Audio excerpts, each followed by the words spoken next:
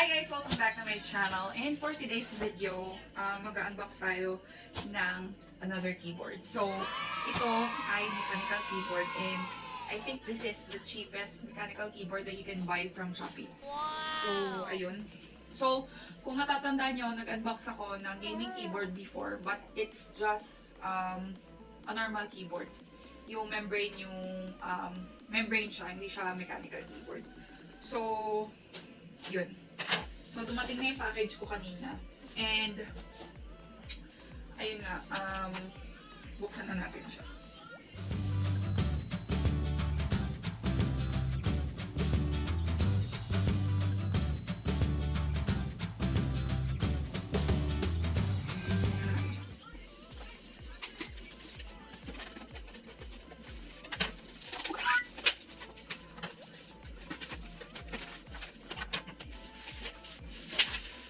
So, yung mechanical keyboard na binili ko is Leaven 1000. And, ang binili ko is yung package, yung may kasamang mouse. I also bought,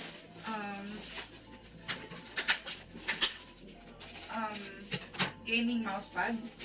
Pero hindi lang siya for mousepad, for buong keyboard siya. So, ayun.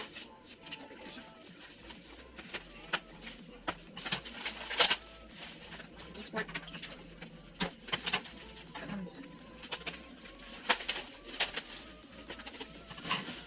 Here.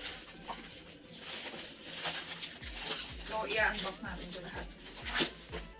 So, yung pinili ko, meron silang variant na pagpipilian doon sa mouse.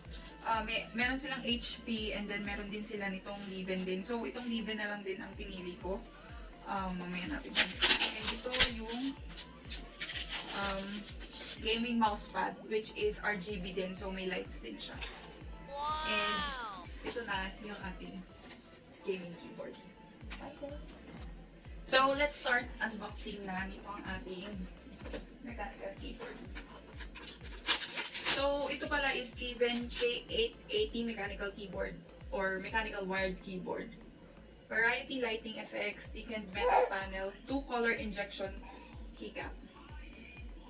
So, meron silang T550 ba? Or basta ganun, something. Yung K880 kasi is yung may numpad. So, meron kasing mas maliit, which is yung walang numpad.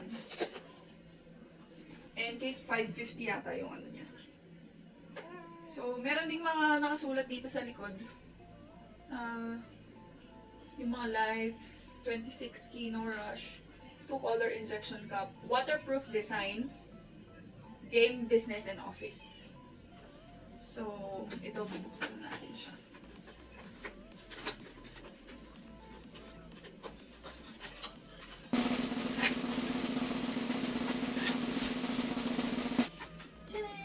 So, meron pa siya dito. Nandito yung wire niya, nasa loob dito. And then, ito na yung mismo keyboard. In fairness, maganda ilalagay mo. And then, ano to? May papel na kasama, pero hindi siya manual. At saka i-check yung nakasulat. Wala nang nakalagay dito. So, hindi siyang kasamang manual. So, ito na yung keyboard. I ordered white. So, I think meron silang blue, pink, black, and white. So, ito na yung keyboard. So, meron siyang stopper dito. And then, meron din siyang stand. Both sides. And then, keyboard interface USB, button bounce, working voltage 5 volts, working current 150 mA, button life 60 million times. Consumption 0.75 watts. Warning, do not disassemble. So, ayun. And then, ito niya. So, meron different keys sa mechanical keyboard. May brown, may red, may blue, and may black. So, yung blue ata yung pinakamaingay. Hindi ko pa memorize yung mga mechanical keyboards, pero yun ang pagkakaalam ko. So, itong binili ko is brown switch. Kasi, I think yung red switch, siya yung konting ano mo lang, konting touch mo lang, ano na siya, mare-register na agad. So, yun talaga yung pang-gaming. And then, yung blue is yung maingay. And itong brown parang sakto-sakto lang. So, yun yung binili kong design. Or yun yung binili kong switch. Hot swappable din. So, ibig sabihin, pwede mo daw palitan yung switch. Kung gusto mo ng blue switch, basta maghahanap ka ng ano. So, ayan. Tingnan natin kung madaling. Ang pagkakaiba ng mechanical keyboard is magkakaiba sila or bawat isa nito may key sa loob. Ay, mansik. So, ayan o. Ang bilis niya. Ito. Medyo magaan lang. Ang bilis niya, ang bilis natanggal nung keycaps. Sorry. Aray ko. And mabilis din siyang linisin compared to membrane keyboards. Kasi yung mga membrane keyboards, di ba, may lubog yun. Then parang may silicone sa loob. So, yung dumi, pwedeng pumasok doon. Ito, pag tinanggal mo yung lahat ng keycaps, ganyan lang siya, parang magiging flat lang. And then, pwede mo na siyang linisin. So, ayan, madali naman tanggalin yung keycaps niya. And ang kagandahan sa mechanical keyboard, you can customize the keycaps. So, may mabibili kayong mga keycaps dyan. Madali din naman siyang ibalik. So, na-unbox na natin yung ating keyboard. Unbox ko na rin muna yung dalawa before natin sila subukan lahat. So, itong Leaven S30 e-sport game glowing mouse. So, meron din siyang ilaw. And, ang cute ng ano niya. Ang cute ng wire niya ng USB. So, ito siya. Meron sa gilid. May figurine sa gilid. Merong scroll. Merong plus and minus dito. Siguro zoom in. And then, parang transformer. And then, metal shade. Metal din yung nasa likod. Not sure kung natatanggal yung plastic. Parang natatanggal naman siya. Ayan. So, the next one is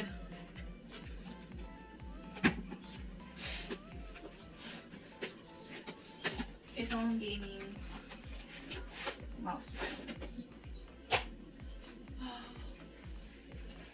Ang haba pala nito. Sobrang haba. So, kasya dito yung mouse and yung keyboard. So, ayan, dito lalabas yung LED siguro.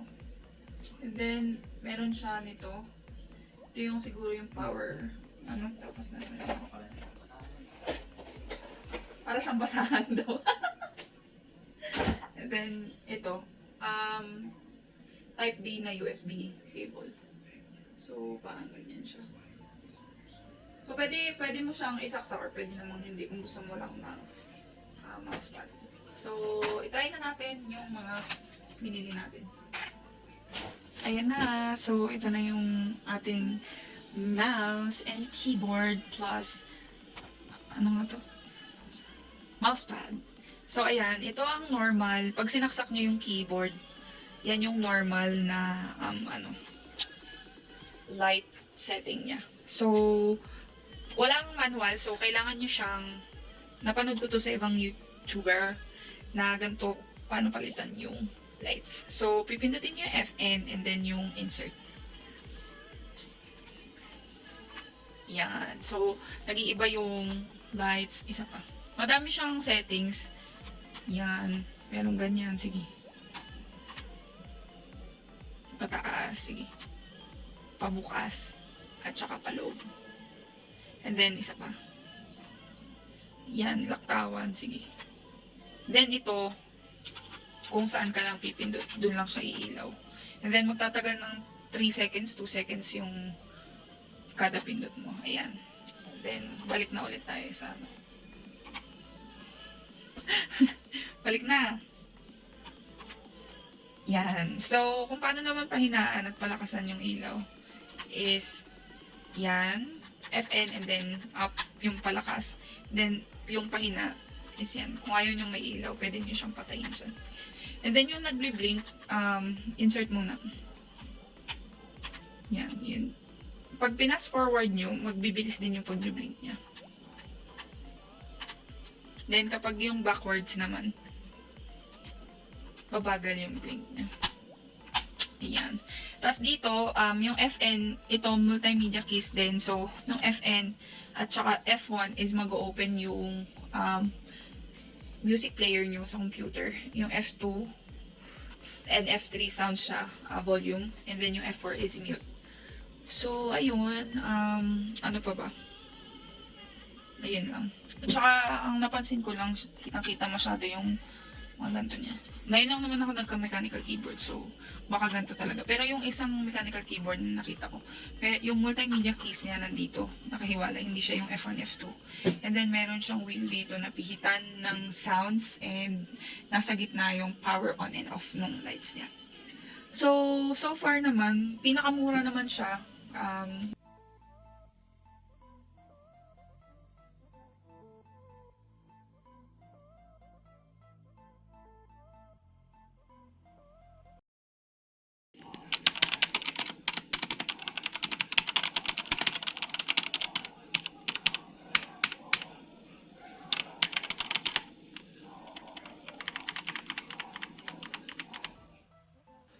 Hi guys! So ayun, napakita ko na sa inyo yung aking keyboard, yung mouse, and yung mousepad. So ayun, nagkaka-issue pa rin talaga dun sa mousepad kasi kailangan talagang idiin yung saksakan ng USB. And napakaganda yung keyboard. Murang-mura lang siya. Pag bibilin nyo siya ng keyboard lang, parang nasa 795 lang siya. So, tama ba ako? 795. Tapos, 999 kapag kasama yung mouse. Check lang natin. Ang ganong feel nung, ang smooth ng feel nung mouse. Hindi kagaya nung isa ko nabiling mouse. Yung kasama nung gaming keyboard ko, parang sobrang gaan niya, parang fake, parang super plastic niya. Ganyan. So, tingnan natin. And also, dito sa shop na to, meron pala silang 1-year warranty para doon sa mga dito sa mga gadgets nila. So, hinahanap ko lang kung magkano. Nagbebenta din sila nung keycaps. Ayan. So, meron silang K550. K550 yung 87 keys, yung walang numpad. Siya? 699. So, meron silang options for blue, red, or brown switch. Yung sa K550, meron din, pwede ding black and white mix. And then, ayan, so, meron silang white and black, blue, black and white, yan, pink. So, ang binili ko is yung K880 na 104 keys, which is 768 kapag binili, 752 kapag binili nyo siya ng isahan. Pero ang binili ko is yung may kasamang mouse. Yung mouse kasi parang nasa 300 plus eh. So, nakamura ka na dun. And then, meron din silang yung 5-in-1. Pero I'm not sure kung mechanical keyboard yun. May kasamang headset and here. 6-in-1. K880 ayan o. 2899. So, merong stand, may headset, merong mousepad, and then may mouse. So, ayan. Pero feeling ko mas nakatipid ako dito kasi 1.2 plus lang, less than 1.3 lang yung binayaran ko. Less than 1.3 lang yung binayaran ko, and ayun na.